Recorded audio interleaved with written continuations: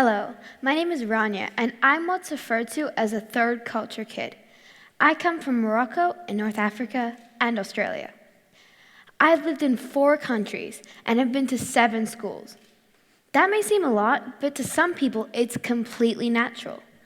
This is because the world is becoming more international. Every day, people move from country to country. We're communicating with each other to learn from each other, to work from each other, and to communicate. Hello, my name is Chawisa, or others refer me as Mimi, and today we're going to be talking about changing global community. However, I'll be focusing more on assimilation. I believe that people can adapt, but not by sacrificing your own identity. That way, we'll have a lot of different people in one community, thus enabling us to become more tolerant to different peoples. We could be one worldwide community. While Rania will be focusing more on assimilation, I would like to also focus on maintaining native language.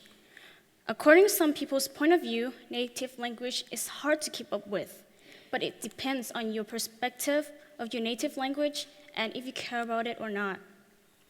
Many young adults, including children these days, are rarely able to speak or write in their native language. This shows that the world is becoming more international through social, economic, and political reasons. However, it's truly understandable why some people lose their mother tongue. Just like Mimi pointed out, when people assimilate, they lose parts of their culture. It's very easy to adapt to different cultures if you forget your own. I have an experience where last year I've met this girl at Highland Intermediate School, Hawaii. Her mother was Thai and her father was American, just like me, but she was born and raised in Hawaii, and I was born and raised in Thailand. She told me that ever since she was born, her mother hardly speak any Thai to her. And basically, all she was able to say was "Sawadee ka," which means hi, or "Sabaidi mai," which means hello. The part where she made me feel very sorry to her was when she went back to her hometown in Thailand, and she wasn't being able to communicate any Thai to her cousins. And her cousins can't communicate very much English either. How would you feel being in those type of situations where you can hardly communicate to your family? I totally understand, because when I was in Morocco one day, my grandmother, who only speaks Arabic, would ask me to do simple tasks like go to the store or fetch some milk from the refrigerator. However, I couldn't understand her because my Arabic isn't brilliant. I felt excluded from my own family. This is due to the fact that some cultures are just stronger than others. Our identity, our culture is embedded in our hearts. It's really strong sometimes that it's just so hard for us to part for it for a new culture. Another contributing factor is that maybe you just haven't been influenced enough by the culture around you. Maybe it lacks art or music or unique linguistics. For example, though I've been in Germany for a year now, I feel disconnected from the culture because I don't speak German. Well, sacrificing one's native language and culture can result linguistically in losing native language. When people do that, they're trying to blend in with their culture, community, and people by speaking their native language. But at the same time, you don't want to lose your own native language, so you try to keep that balance.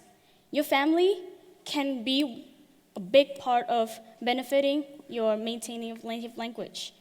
They can help you speak at home, communicate at home, while when you step outside the door, you show your internationalism to other people. Collaboration around the world is increasing. 50 years ago, only 17 million people flew on planes every day. Compared to nowadays, with 1.7 billion people, well, you get the difference.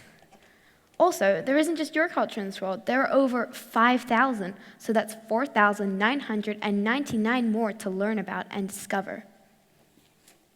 Well, like Rania said, there's 5,000 and more culture for us to be discovered. Appreciating your native language and your additional language help you to define the beauty of the culture and the language. While you're trying to learn the additional language, you don't want to lose your native language. You want to add to what you already have. It's not like you're gaining one, but you're losing one. This way, you can define more beauty of a different culture and different language. Your identity is defined by your internationalism and how open you are to different people, but you'll always be unique because of your culture. Culture is beautiful. We can combine them to have one worldwide community, but we'll still have separate identities. Here's a song I wrote about this issue.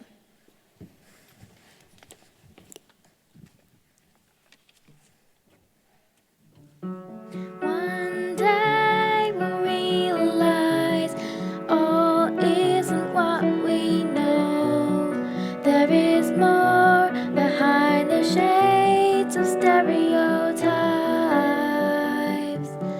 What if we could be a worldwide community? What if we could live together and appreciate culture? Language seems to be alright, but everyone is moving around. We're adapting, changing, communicating, and losing our hometown. What if we could be a worldwide community?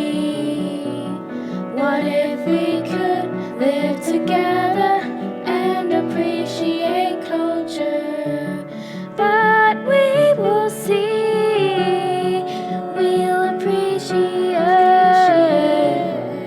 Everyone is different in this great big world. What if we could be a worldwide community? What if we could live together